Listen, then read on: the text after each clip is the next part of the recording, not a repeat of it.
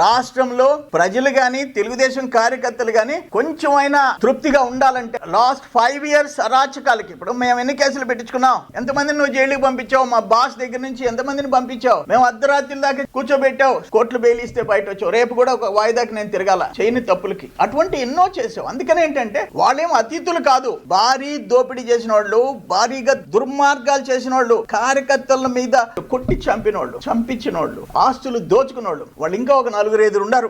మా ప్రభుత్వం చట్టానికి అతీతంగా కాదు, చట్టానికి లోబడి వాళ్ళని కూడా ఊచలు లెక్క పెట్టించకపోతే ఒక కాన్ఫిడెన్స్, ఒక ధైర్యం, ఇటువంటి దుర్మార్గాలను ఎదుర్కొనే ధైర్యం రావాలంటే చేసి తీరాలా. ఏదేమైనా ఈరోజు వల్లభనేని వంశీ జైలుకు పోవాలా రాష్ట్రంలో ప్రజలు కోరుకుంటున్నారయ్యా. ఈ పశువు బయట ఉండకూడదు, జైల్లో ఉండాలా అని చెప్పేసి ప్రజలు కోరుకుంటున్నారు. మంచి శాస్తి అయింది. ఎట్లా పాపం ఇండియా నుంచి పారిపోవాలనుకున్నాడు, ఈ రోజు జైల్లో కూర్చోవాల్సిన పరిస్థితి వచ్చింది. అనుభవిస్తావు వంశీ, అనుభవిస్తావు. నువ్వు మనిషివి కాదు, నువ్వు మృగాని.